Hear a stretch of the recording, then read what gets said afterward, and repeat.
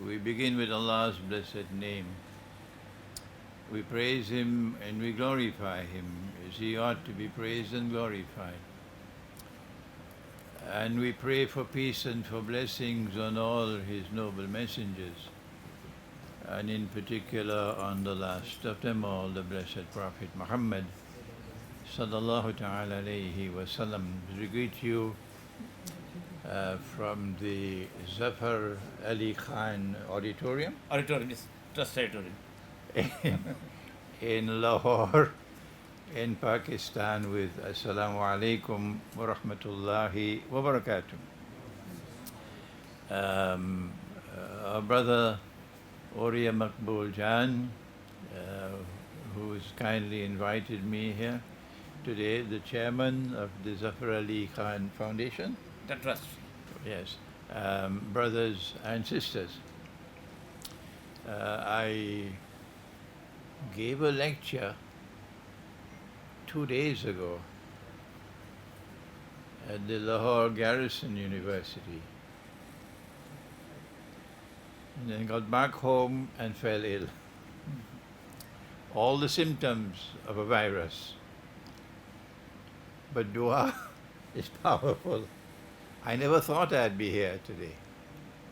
So we thank Allah again and again, who gave me such a speedy recovery that I only had to cancel one lecture yesterday. We thank Him that I'm here today to address you on a very important subject. We may not be conscious of how important it is. The Qur'an, the Messiah, and Akhirul Zaman. And we begin by asking the question, is history moving helter-skelter? Is history moving aimlessly without direction? Modern Western civilization says no. Modern Western civilization says history has been moving through a dialectic of a thesis and an antithesis and a synthesis, and we are the synthesis of all of history. History has now reached its culmination in modern Western civilization.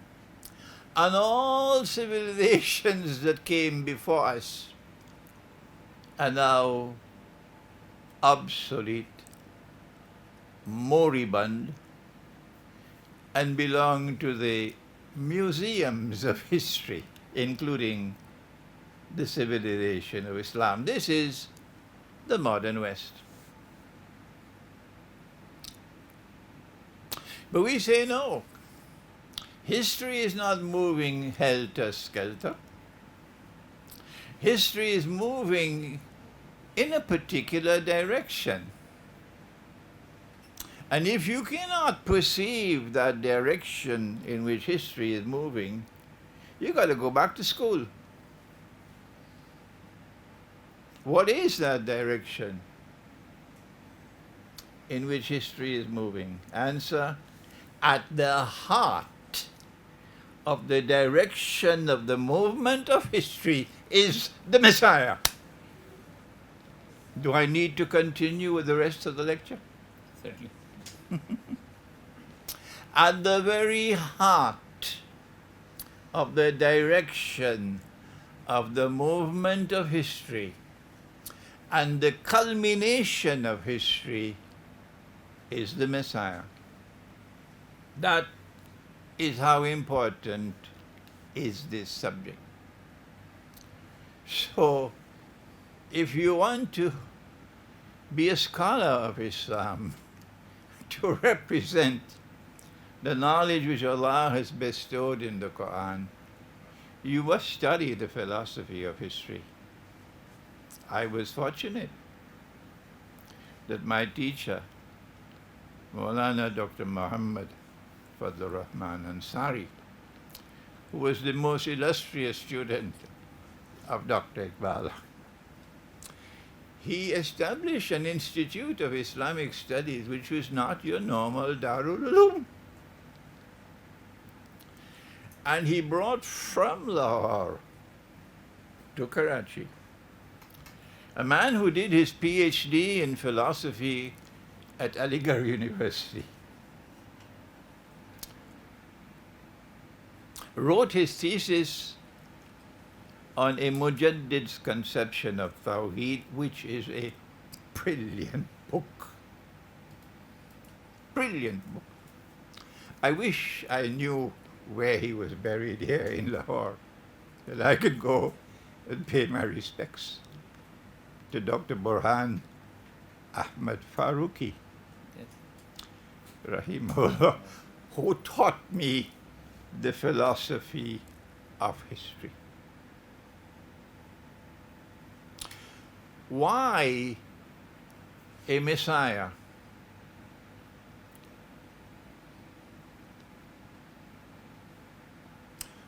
Who is the Messiah?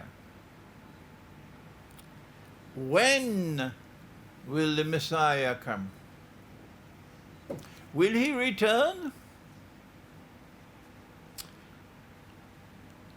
And what will be the consequences of his return? The whole subject is located in these questions. But it'll take me about 6 or 7 hours to answer all those questions, yes. So I'll just give you brief introduction. I have completed a book. I'm just waiting now for the foreword to be written. Someone in Geneva is writing, close to Geneva is writing the foreword for me, an Orthodox Christian brother. The topic is the Qur'an, the Messiah, and the end of history. It's about 250 pages long. To understand why a Messiah, we have to turn to Nabi Dawood alayhi salam and Nabi Sulaiman alayhi salam. Allah chose Nabi Dawood alayhi salam, chose him to be Khalifa on earth.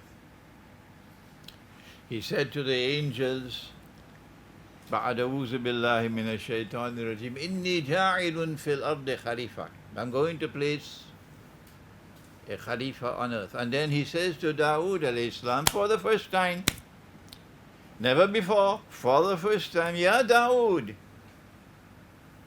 O David alayhi salam, Inna ja'alnaka khalifatan fil ard. I am hereby appointing you as Khalifa on earth. Every politician better pay attention to this verse of the Qur'an, because on Judgment Day he'll have to answer. What's the purpose of my appointing you as Khalifa on earth? فَحْكُمْ بَيْنَ النَّاسِ بِالْحَقِّ. Establish governments, establish governance, establish rule, establish law on the basis of al-haq or truth. And truth does not come from parliament, because parliament can say the Lord God made a mistake when he sent the angel to tell Maryam alayhi salam she's going to have a baby boy. Parliament will say to the angel, go back and tell the Lord God she's still a child. Come back when she's 18 years of age. That is what Parliament will say. And I don't care 2 peanuts when I proclaim the truth. Whose toes I step on, dignified toes I step on when I present the truth. So truth does not come from Parliament. And it doesn't come from Dawn newspaper. And it most certainly does not come from television. I don't watch television at all. That's why I can think. That's why I can think. Truth comes from Allah. It didn't come for the first time with the Qur'an. Which schoolboy says that? The truth came to the world for the first time with the Qur'an? Would a Hindu be impressed with that nonsense? Would a Jew or a Christian or a Buddhist be impressed with that nonsense? The truth came for the first time with the Qur'an? And we have a monopoly on truth.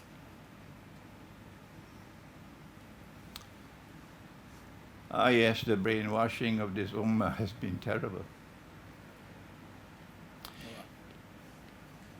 Establish governance and rule on the basis of truth. For us who are in this ummah, truth is in the Qur'an. And do not follow your own agenda, for you will be misguided. And those who are misguided in this matter of governments and truth must remember that there is a day of accounts. And so Nabi Dawood alayhi salam established the holy state. He established the holy state. And then Nabi Sulaiman alayhi salam brought it to become وَشَدَدْنَا مُلْكَهُ, the most powerful state in the world.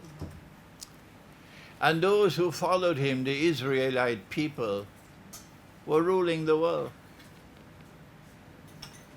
Read Surah Al-Saba and you'll see the Queen of Sheba, that this is the ruling state. That is one of the implications of this surah, that this is the ruling state. And then came the most direct reference in the Qur'an to someone who is an evil being, a tremendously evil being.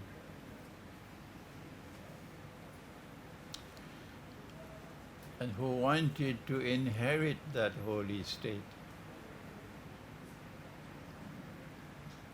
And Allah spoke in Surah Al-Sad, and He gave a vision to Sulaiman alayhi salam. Listen to the vision. وَلَقَدْ فَتَنَّا Sulaiman. We tested him. We tested him. And we gave him something which caused him distress, fitna. وَأَلْقَيْنَا عَلَى كُرْسِيهِ جَسَدًا. And we placed someone on his throne. We placed someone on his throne. Allah will not put a donkey on a throne, would He? He wouldn't put a horse on a throne, would He? 5 rupiah, that's all you need of intelligence and common sense. It has to be a human being. Only a human being could seek to inherit a kingdom. This is the beginning of common sense. Would He put a dead body on the throne? How can a dead body inherit a kingdom?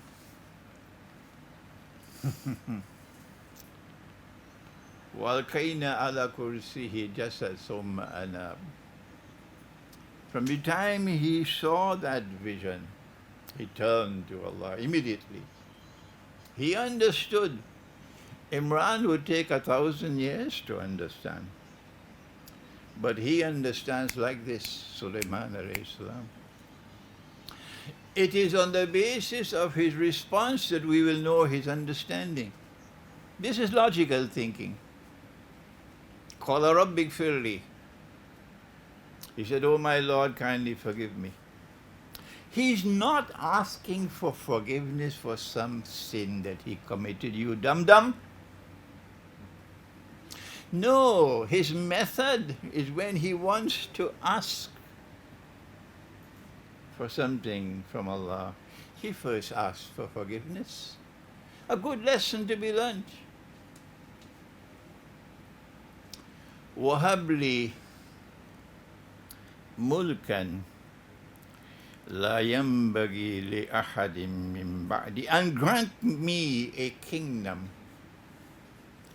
that none can inherit after me. Grant me a kingdom that none can inherit after me. We have in this gathering here those who still have the capacity to think and who understand. Who could that evil being be who is so monstrously evil and who wants to inherit this kingdom? That Nabi Sulaiman alayhi salam prefers that the kingdom should perish rather than that he should inherit it. Innaka antal wahhab, you are the one, who answers du'as. And as soon as he made that dua, Allah accepted the dua.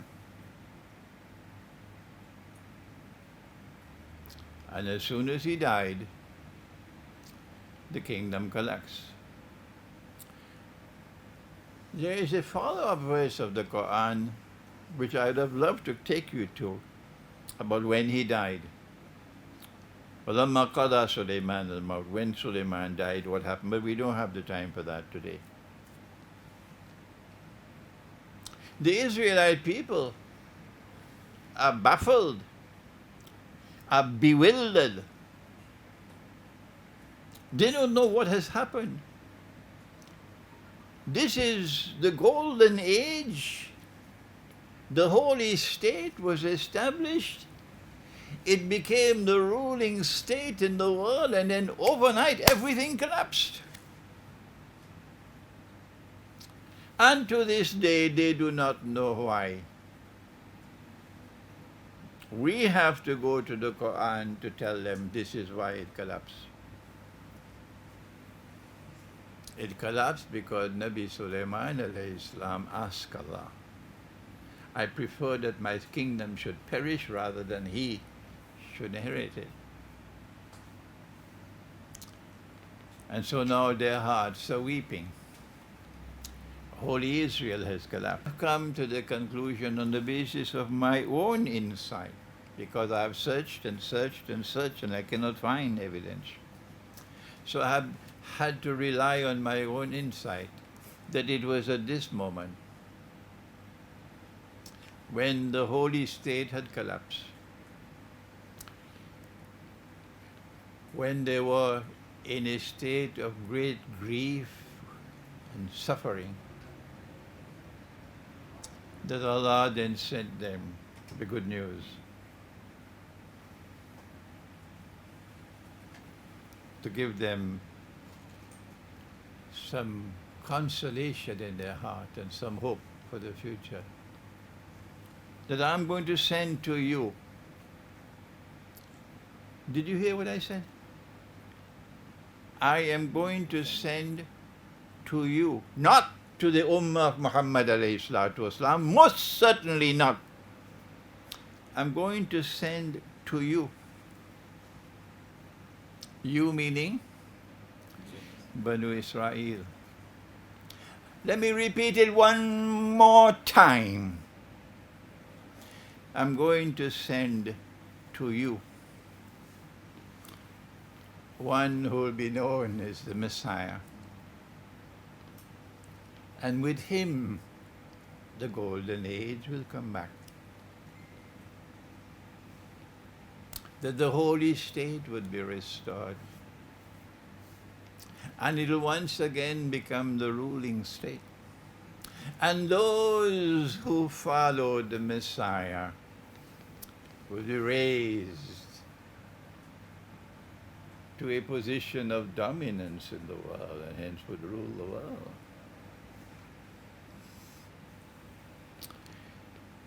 And this gave them joy in their hearts.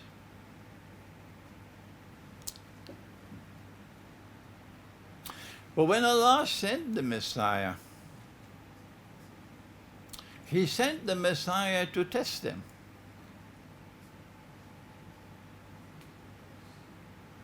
And while some of them passed the test, the establishment, the Maulanas, the Muftis, the Shuyukh, they failed the test.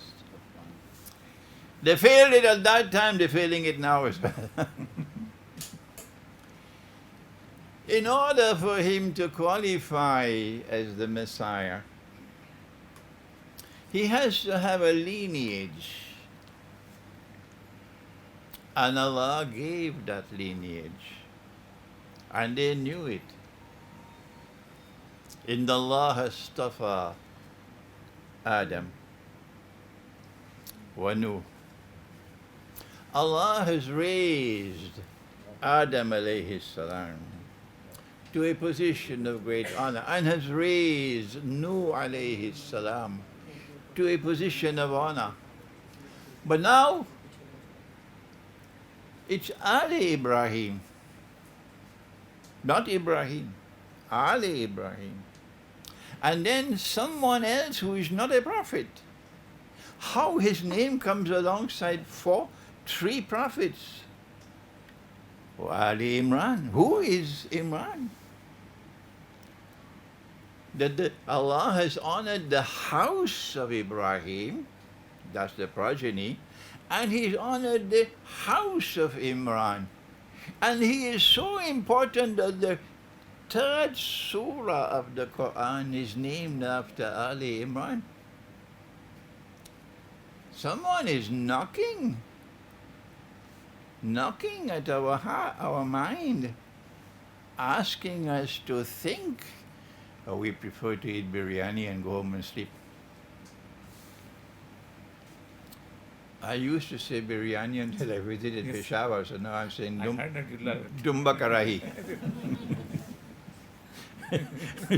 We prefer to eat dumba karahi and go home and sleep. This is the pathetic state of the Ummah today. That we have lost our contact with the Book of Allah. And we are paying a bitter price for that. And those who are the professionals in teaching the Qur'an have failed miserably in exciting our people, exciting the young ones to fall in love with the Qur'an.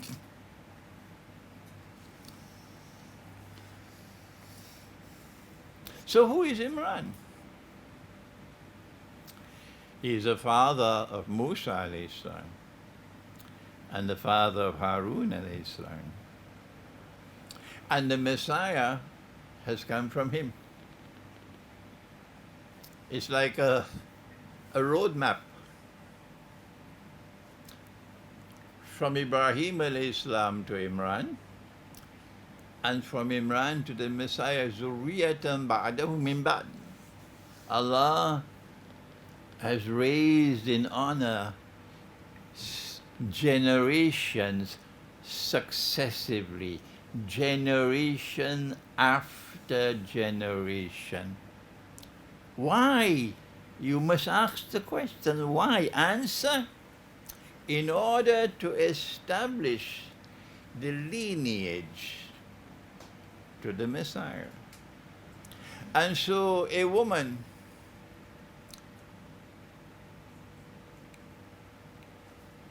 gives birth to a baby. And the Quran says it's called Imra'atu Imran. A woman of Imran said, no, she's not the wife of any Imran. She is a woman who has descended from Imran. That is Imra'atu Imran. And then her baby is known as Bintu Imran. Maryam. And when she came with the baby, she was not married. And so they immediately came to the conclusion that she had committed sin. Ya ukhta Harun, O sister of Harun. Oh, no, no, no. This is not biological sister. But those critics who just want to tear the Qur'an apart, they're looking like fools now. Ya ukhta Harun means she is not descended from Imran through Harun. She is descended from Imran through Musa alayhi salam. That is why she is referred to as Ukhta Harun. I can't continue. You'll read the rest in the book. It takes too much time. So the Qur'an has given us the evidence that they knew that she had come from Imran, directly from Imran, through Musa alayhi salam. This was important because Musa was the younger brother and Harun was the elder brother. And Harun alayhi salam and his progeny were given the functional role as priests, while Musa alayhi salam and his progeny were given the functional role to rule over the state. And the Messiah is not coming as a priest, he's coming to rule. But they rejected the Messiah. They rejected him because they were tested and they failed the test. They were seeing with only one eye, the external eye, and they were internally blind. Tell that to all the young people who become sexually excited and go and commit zina. The price you will pay, it will be one-eyed. Whatever nur you have inside of you will vanish and you'll have only darkness inside of you.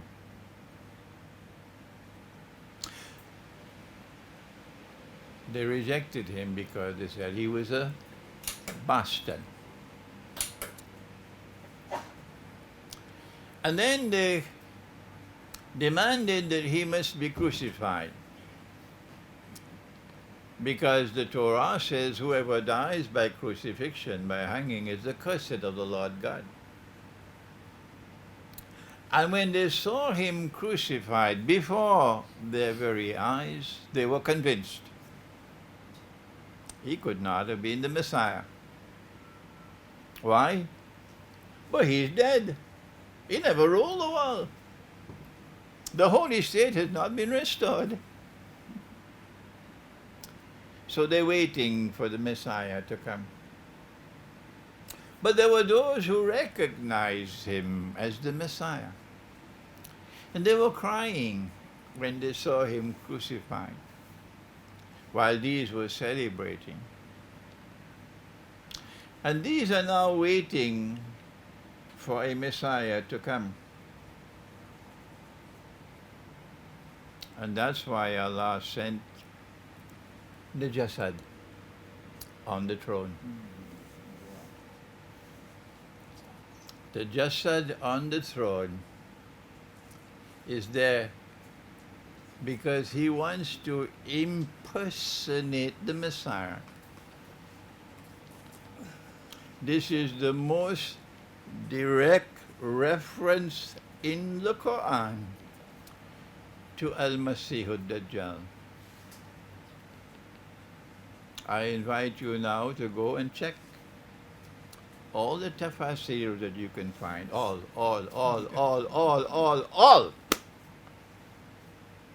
and see what they have to say concerning the Jasad. Why is Dajjal a Jasad? Answer, he's not a human being. But he has to appear in the form of a human being. Otherwise, no Jew will accept him as a Messiah. What makes him different from a human being? The only thing that makes him different is he does not have the ruh that Allah breathes into a human being. وَنَفَخْتُ فِيهِ مِنْ رُوحِي. So when the Messiah comes back and kills him, Dajjal will pass into non-existence.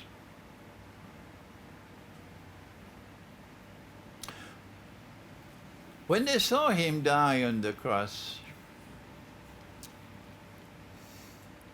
they were convinced he could not have been the Messiah. What they did not know was that Allah made it appear to them that he was crucified. What's the definition of crucifixion? It is that you should die by hanging on the cross. What is the definition of death? Answer. The definition of death is that Allah should send the angel to take the soul and not return it. Is there anyone who differs with me? The definition of death is that Allah should take the soul and not return it. Can Allah take the soul and return it? Tell the schoolboy, go back and study the Qur'an. So then what did Allah do to make it appear that he died? Let me warn you. And my language is sometimes very harsh because that's the only language some people can understand. Don't come with this nonsense, because it is not only pathetic nonsense, it is absolutely sinful to say that Allah, wa na'udhu billah min hadha, Allah calls someone else to take the appearance of Nabi Isa alayhi salam, and that innocent man, innocent because he never claimed to be the Messiah, he was crucified. Wait for judgment day with that nonsense. Pathetic nonsense. It's not there in the Quran, it's in your imagination. That's why it is. And yet it took the world of Islam by storm. What a brainwash ummah we are today. Well, then what happened? Well, then why don't you go to the Quran? Let the Quran explain rather than go on fancy flights of imagination. You're going to tell Allah on Judgment Day, you caused that man to assume the appearance of someone? And he who never claimed to be the Messiah, he was crucified. That is an act of injustice. You attributing injustice to Allah? What foolishness. But where are the scholars who will correct this foolishness? That's why I have to be so forceful in my language.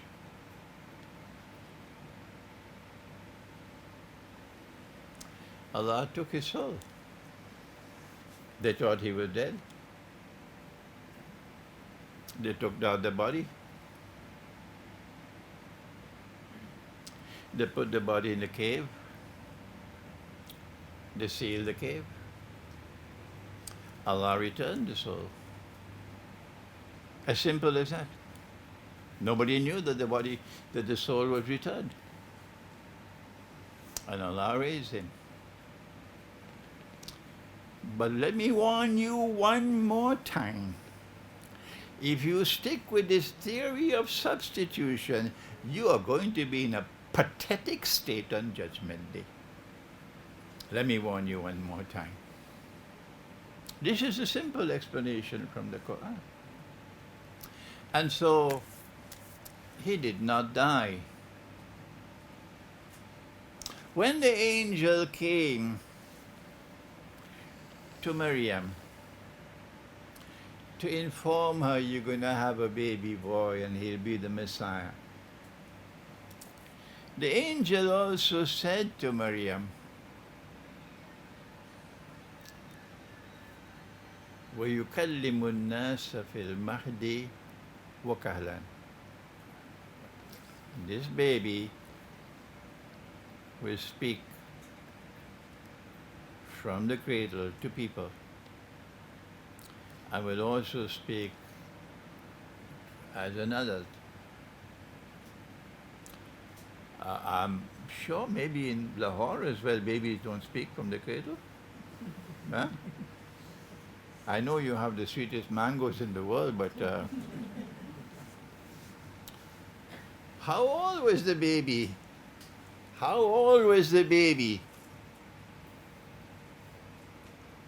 when she brought the baby? Answer.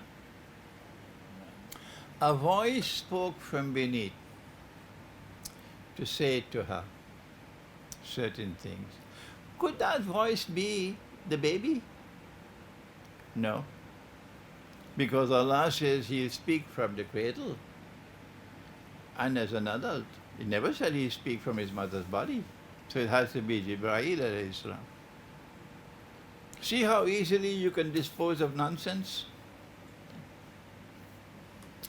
And the voice said to her, the date palm and eat the dates, and the rivulet and take the water, refresh yourself. And if anyone were to meet you on this day of the birth of the baby, tell them I've taken an oath of silence. On this day. For Zakaria alayhi salam, when he went in the mihrab and he asked for a son, and Allah responded, the angel, you're going to have a son. He said, give me a sign. And the angel said, your sign is 3 days. 3 din ka. But he's a man. And this is a girl. So it makes sense for 1 day. Would you offer to the girl 1 year of silence? Which schoolboy would do that?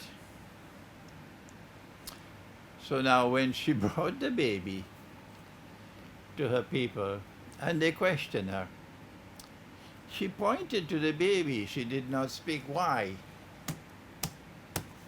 Why? Answer, there's only one honest answer. Only one honest answer. She did not speak because the vow of silence was still in force. And hence just 5 rupiah, only 5 rupees worth of common sense. This baby is just 1 day old. Tell that to the Ahmadiyya movement. Running rings and rings and rings. Maulana Muhammad Ali Lahori, with his famous commentary of the Qur'an, maybe 100 years old now. He says you were about 26 years of age. This is the scholarship of Ahmadiyya. Why can't the Ahmadis learn to study the Qur'an properly? The baby is 1 day old. The proof is because she refuses to speak. The vow of silence is still in force. And so when the baby spoke from the cradle, he spoke miraculously. And he was able, no, Lahori babies can't do that. No, try it. He was able to speak from the cradle because Allah says, I strengthened him with the Holy Spirit. وَأَيَّدْنَاهُ بِرُوحِ الْقُدُسِ. I strengthened him with the Holy Spirit. Well, then if he spoke miraculously as a baby, I asked the Ahmadiyya movement, how can he speak miraculously as an adult? And he has to speak to the people. Don't come to me with this nonsense that he spoke to the dead and brought the dead back to life. That's not speaking to people.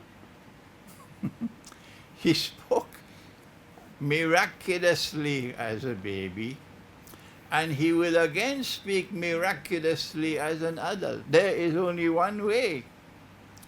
that an adult human being can speak to people miraculously.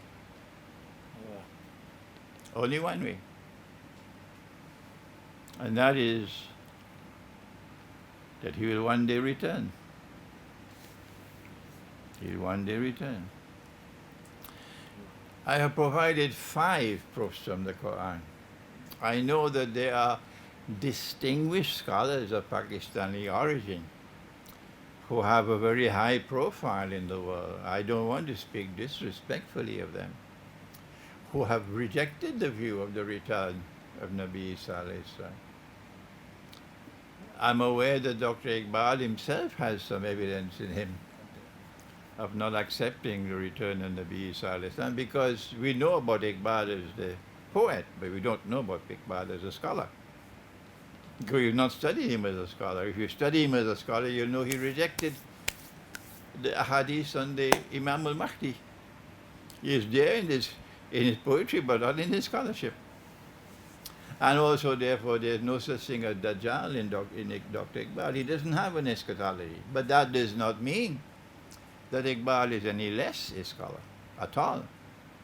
In fact, I say, our Prophet said, Meri ummat बारिश जैसे मैं ये नहीं जानता हूँ क्या पहले बारिश बेहतर या आखिरी. That the last shower of scholarly rain, I'm old enough, I've traveled extensively, I've studied all of my life. The last shower of scholarly rain will come from Pakistan. That's why I'm here. And it will not come from Darul Uloom. Nor will the last shower come from your established Islamic movements. They've reached where they, as far as they can go, they can't go any further, your Islamic movements. The last shower of scholarly rain will come from the profile of Dr. Iqbal and from his student and my teacher, Maulana Dr. Muhammad Fadlur Rahman Ansari, rahimahullah.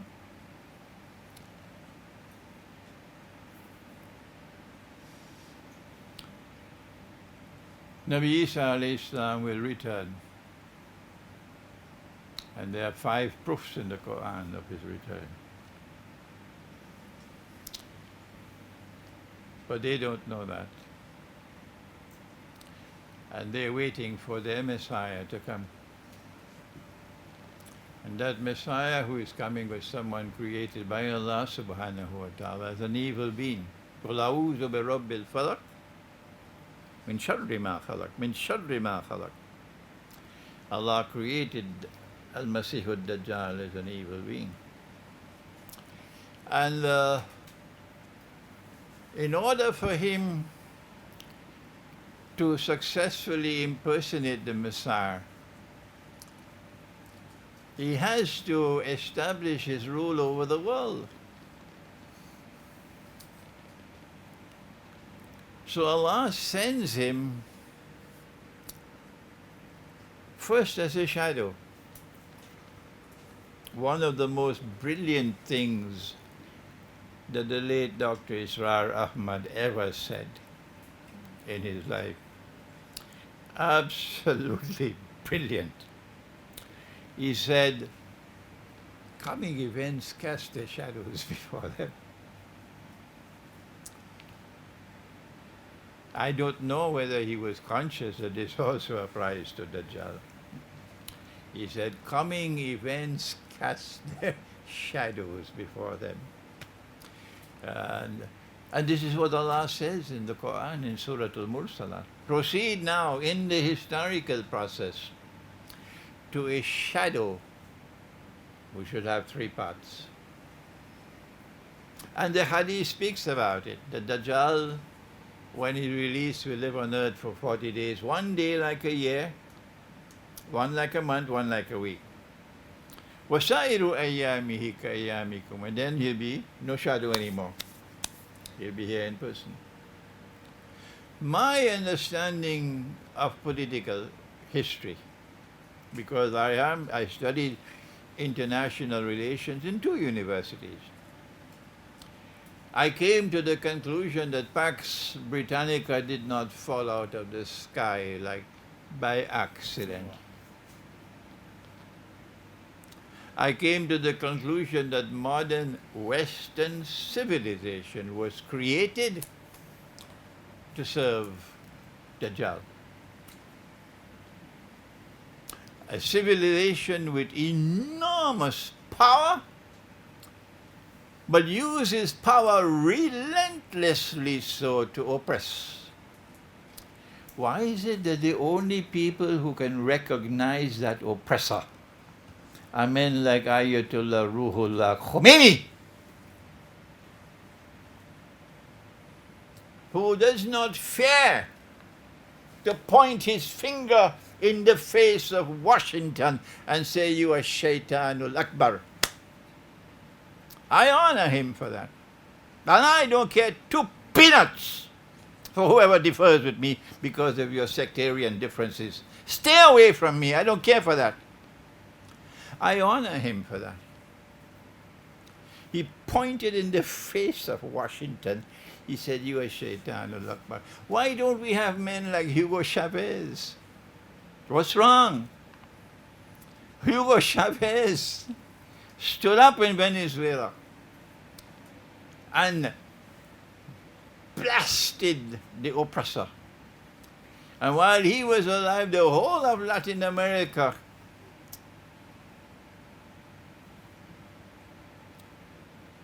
was energized. They were turning away from the Washington's oppression. And George Bush made a trip around Latin America, and wherever he went, Hugo Chavez was behind him, destroying everything. Why can't we have men like that? This is a civilization with enormous power, but relentlessly oppressive and corrupt and decadent to the core. Civilizations whose greatest achievement, prepare for it, the greatest achievement of modern Western civilization is that a man can marry another man and get a marriage certificate. And yet our people want a US visa. Shame on you! Come back to Pakistan. This is a nice place to live. Come back to Pakistan, eat raw food, get the nice mangoes. Come back to Pakistan where in the villages women cover themselves. Come back to Pakistan where people still love the Qur'an. But no, you prefer to be there. I call it Bandarabad. Bandarabad. That's why I'm happy to be here in Pakistan. And then Pax Britannica is replaced by Pax Americana. I say that's first stage, and this is the second. And there must be a third, a Pax Judaica. So Dajjal has to liberate the Holy Land, and he got modern West civilization to do it for him. He has to bring the Jews back to the Holy Land to reclaim it as their own, and he got the West to do that for him. I'm giving you very simple. This is not sophisticated thinking at all. Panchupiya of thinking. And he has to restore a state of Israel in the Holy Land. He's already done that. And now all that he's waiting for is the Great War, the Malhama, in which he hopes that the two big powers will mutually destroy each other. And in the ashes of the Great War, Israel will replace the United States as the new ruling state in the world. And when that happens, then Allah prepares the way.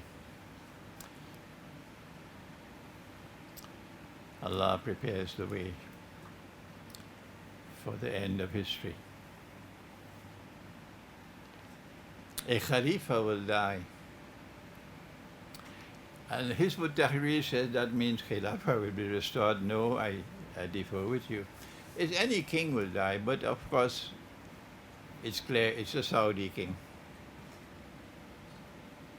And when the Saudi king dies, there will be disagreement concerning succession. The writing is on the wall already. MBS is doing everything to fulfill this. The same MBS that you got the red carpet for. He came here to wash all the blood of Adnan Khashoggi.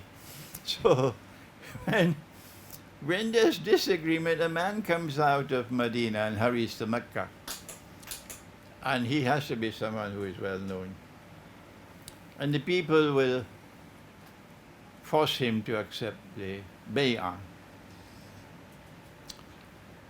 And then he'll be attacked from an army from Sham, and then he will defeat an army of the Quraysh. And then guess what? This is preparatory to the return of the Messiah. The Messiah is not coming back to this ummah. Allah says, I almost shouted to you. Allah says, I'm sending him to them. Ya Bani Israel, Inni Rasulullahi ilaykum. I am the messenger of Allah to you. وَرَسُولًا إِلَى بَنِي إِسْرَائِيلِ. He is a messenger of Allah to Banu Israel. So who is going to say that when he is coming back? I don't know whether you've heard this nonsense. When he come back, he's not coming back as a Nabi. Did you ever hear that nonsense? Kabhi suna aapne? Not even a schoolboy would make that mistake. Allah appoints him as a Nabi and you decide to dismiss him? You should be sent to a mental asylum. Haji? No, he's not coming back as a Nabi to Banu Israel. He's coming back as Ummati. Ye kahan hai bhai? Imagination. This Imam has fertile imagination. This is the nonsense you get when you do not remain faithful to the Qur'an. If Allah says, I sent him to Banu Israel, only Allah can change that. You cannot change it. Stop it. Only Allah can change that. So he's not being sent to this ummah. He's sent to them. But then now listen carefully. I'll only take another 5 minutes, inshallah. Don't be worried. The angel said to the baby, the angel said to Maryam, alayhi salam, وَيُعَلِّمُهُ الْكِتَابِ وَالْحِكْمَةِ وَالتَّوْرَاةِ وَالْإِنْجِيلِ. And Allah will teach him the kitab, and Allah will give him wisdom, and Allah will teach him the Torah and the Injil. So what is the kitab? Why does he not say Qur'an? Why does he say kitab? This is part of methodology. He wants you to do your homework. You will know what kitab it is from the time you go to the rest of the Qur'an and look for where kitab is joined with Torah and Injil. At the beginning of Surah Al-Ilm, for example. So kitab is the Qur'an. So why does Allah teach him the Qur'an? Ahmadiyya doesn't have an answer for that. The whole Ahmadiyya movement is pathetic. They don't have an answer for that. Why is Allah going to teach him the Qur'an when the Qur'an will not be revealed for 600 years? Answer: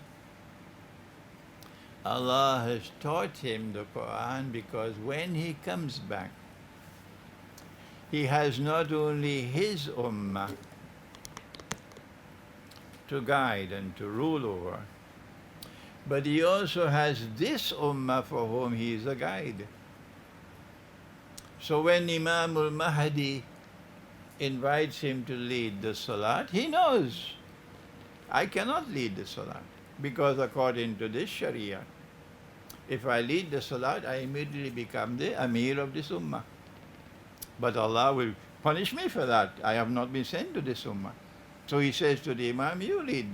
People who appointed you as the Amir. So when he comes back,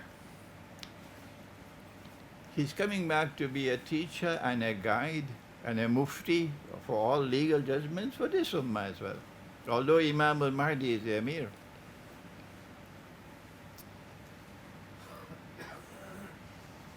So then, you think Allah will leave this ummah in this, and I choose my word carefully now, in this pathetic state?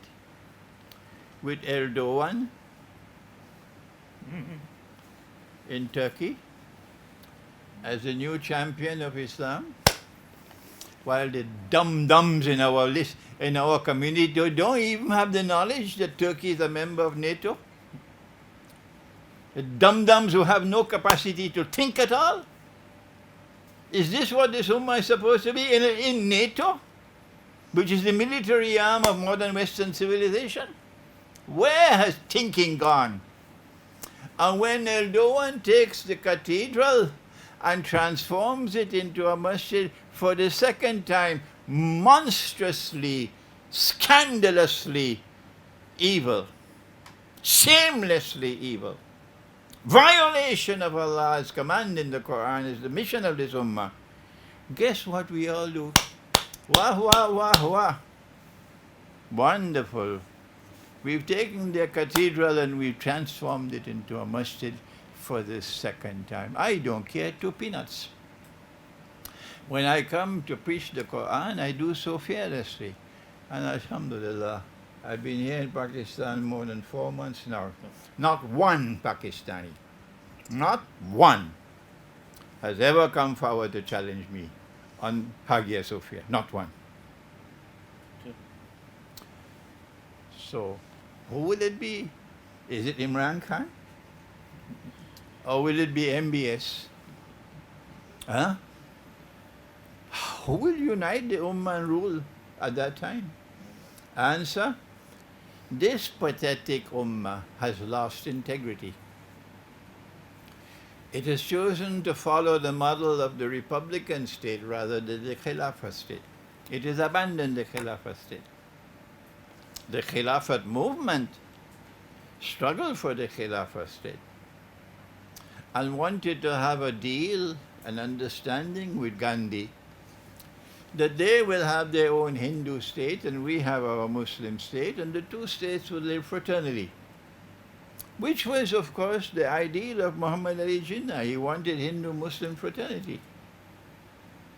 But instead, we opted for the Republican state. And then all the rest of the world of Islam followed. We opted for the Republican state because a fellow named Mustafa Kemal, he opted for it in Turkey, and he was Ghazi. He was Ghazi. And so who will unite the Ummah when Nabi Isa alayhi salam is coming to return? Answer: only Allah can do it.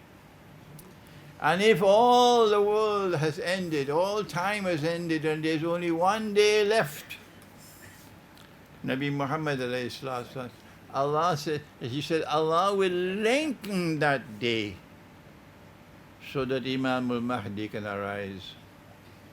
Because this ummah has to restore integrity, political integrity. And that political integrity can only return with the Khilafah state. Whether Islamabad understands that or does not is irrelevant. And that Khilafah state will be established with Imam al-Mahdi. I wish I could spend some time on describing for you what is a Khilafah state, because our political scientists are not doing that. So when the time comes for the Messiah to return, this ummah would be organized as a Khilafah state with an Amir. But Israel will not be willing to accept that. So Israel launches a massive military intervention of Syria. A huge army. The hadith speaks of 70,000 Jews. It's a figure of speech. And their purpose is to hunt down the Imam and kill him. And they found him and they surround the masjid. And he's inside the masjid and they're all around with all the military hardware of that time.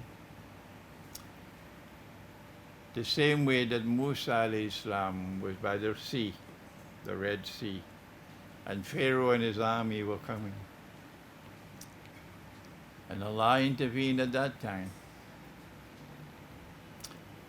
And when Pharaoh drowned, he said, I'm going to preserve your body. لِتَكُونَ لِمَنْ خَلْفَكَ آيَةً لِتَكُونَ لِمَنْ خَلْفَكَ آيَةً لِتَكُونَ لِمَنْ خَلْفَكَ آيَةً, so that your body, when it is restored, when it is rediscovered, when it resurfaces in history, will function as a sign for a people to come after you, that history will repeat itself. And the same way that the sea parted, at that moment when they've surrounded the masjid, Allah sends the Messiah. He comes down with his hands resting on two angels. When the salat is over, he said, open the gates, because the masjid is barricaded. And when he comes out, Dajjal sees him. Dajjal is so terrified that he melts, the Prophet said, like salt melts in water. And he frees. Now pause for a moment. Here is a massive army, an arrogant army, an army that considers itself to be the best in the world. We cannot be defeated. And we are led by the Messiah himself. Our Messiah is here. Can you imagine? We've surrounded the masjid. The Imam has no way to escape. And just one solitary person comes out of the masjid and our Messiah is running. That army will not only be puzzled, bewildered, it will eventually be demoralized, because eventually reality was so keen. We have been taken for a ride. This is not the true Messiah. That man who came out of the masjid, that's the true Messiah. Of course, the Messiah will pursue and kill the false Messiah. And then came the famous prophecy of Nabi Muhammad ﷺ, with which I'll now end. This is the end of history. Not that bogus one that modern West is the end of history. This is the end of history. He said, La tuqatilunna al-Yahud, you'll most certainly fight the Jews. وَلَا تَقْتُلُنَّهُمْ, and you'll most certainly kill them. I was lecturing at the State University of New York in Stony Brook. This is before 9/11. And the Jewish students came and they were sitting right in front of me. And I quoted this hadith. And they went to the Vice Chancellor to complain against me. La tuqatilunna al-Yahud, you'll most certainly fight the Jews. وَلَا تَقْتُلُنَّهُمْ, and you'll most certainly kill them. حَتَّى يَقُولُ الْحَجَرُ, at that time even the rocks and the stones will speak, Ya Muslim, هَذَا يَهُودِيٌّ وَرَائِي فَتَعَالَ فَقْتُلْ, there's a Jew hiding behind me, meaning an Israeli soldier who has come to kill the Messiah. Come and kill him. The Vice Chancellor could do nothing. Because we say we do not have the freedom to quote the Qur'an and the Hadith in your university, please tell us so. They had to back down. That was before 9/11. Now after 9/11 things have changed. And so history will end. History will end with the triumph of truth. History will end with the demolition of this bogus state of Israel. History will end with a state, a holy state of Israel being established in Jerusalem. And it will be the ruling state in the world. And the Messiah will rule the world from Jerusalem. But we will also have our Khilafah state in Mecca. Now let me quote one last verse of the Qur'an, and I would have taken 1 hour of your time. Nabi Isa alayhi salam is to be crucified. He does not know what's going to happen. And Allah speaks to him. And the conversation is recorded in Surah Al-Imran of the Qur'an. This is the conversation. Ya Isa, O Jesus, Inni mutawaffik, I'm going to take your soul, naturally, to take and then return. Warafi'uka ilayk, and I'm going to raise you unto myself. وَمُطَهِّرَكَ مِنَ الَّذِينَ كَفَرُوا, and I'm going to cleanse you of the kufr which has been hurled against you. Now listen. Now listen carefully. Now listen carefully. وَجَعِلُ الَّذِينَ تَبَعُوكَ فَوْقَ الَّذِينَ كَفَرُوا إِلَى يَوْمِ الْقِيَامَةِ. I'm going to raise those who follow you. Imran does not follow him. Imran follows Nabi Muhammad alayhi salatu wassalam. I'm going to cause those who follow you, O Jesus, to be raised above and in a position of dominance over those who rejected you. And when I raise them to that position of dominance, they remain in that position of dominance until the end of the world. And so now just look and see which part of the world is now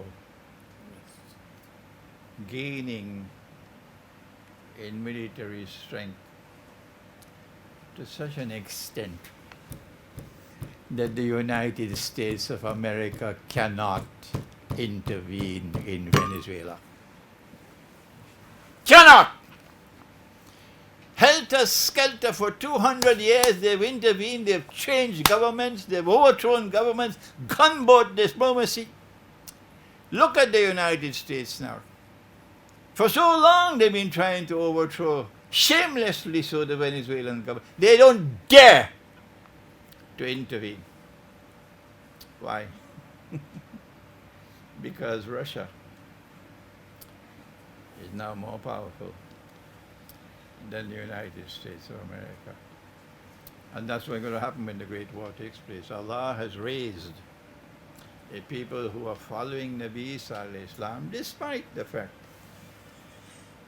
that they have the Trinity, despite the fact that they worship as the Son of God, despite the fact that they believe that he was crucified. Allah has raised them to that position of dominance, and they remain in that position of dominance with the Khilafah state established by Nabi Isa alayhi salam, with which history will end. And I thank you, my audience. Allahumma salli ala Sayyidina Muhammad wa ala ali Sayyidina Muhammad wa barik wa sallam. Ameen.